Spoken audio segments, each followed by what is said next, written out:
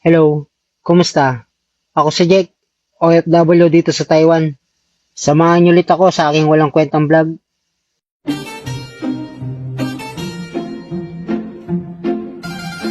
Ito yung part 2 ng aking unang vlog. Salamat nga pala sa suporta ninyo. Nang dahil dun, 1 million view na tayo. Kaya labis ako nagpapasalamat sa inyo. Malapit na nga pala kami sa aming paroroonan nang biglang nakasagay ang aming kasama. Buti na lang hindi siya pinatawan ng violation.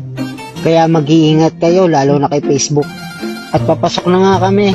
Pero nag-step to the left muna ako dyan para makita nyo ang kaibahan ng simbahan ng Pilipinas at ng simbahan ng Taiwan. At kung may pinagkaiba man, wala na tayong pakialam dun dahil isa lang naman ang ating hangarin ang magpasalamat sa ating Panginoon. Sa biyaya ng ating natatanggap, malaki man o maliit, kailangan natin magpasalamat.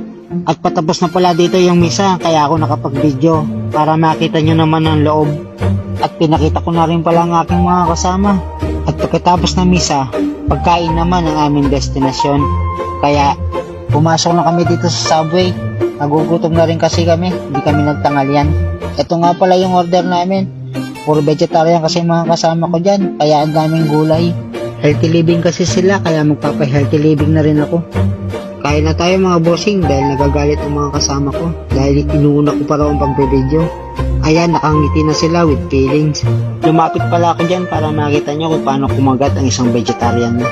Ipapakita ko sa inyo kung paano kumain si Jack. Ayan. May nalaglag pa. Sarap. Oh, ito. Last. Sarap.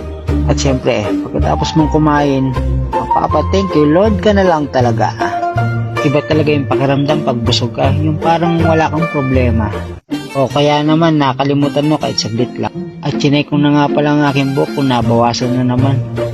Naghahanap na rin ako ng sapatos na susuotin ko dyan sa darating na Olympic. Kabilang kasi ako sa napili nila. Pero bigla akong naalala, wala pala akong ipon, kaya pumunta na lang ako sa mga jacket. Magwi-winter na rin kasi dito, kaya kailangan mo magsuot ng mga makakapal. At ito na yung napili ko, ang ganda niya. At sinukat ko pa dyan. Kaso, naisip ko, wala pala akong ipon. Sa kaka-window shopping namin, nagutom ulit kami, kaya pumasok kami sa Boss Burger. Nandito na rin pala ang aking mga kasama, dahil ang tagal ko daw mag-window shopping. Sabi ko nga sa kanila, iba talaga ang vegetarian, mabilis gutumin. Kaya ayun, umorder na naman sila. At may umagaw sa akin ng atensyon na itong produkto ng Pilipinas. Uy, baka naman, sikat yan. After 10 minutes, kinuha ko na rin ang aming order. Ipakita ko pa sa inyo. At napagpasyahan namin kumain na lang sa taas. At masaya ako dyan dahil may discount ako kasi kalbo daw ako.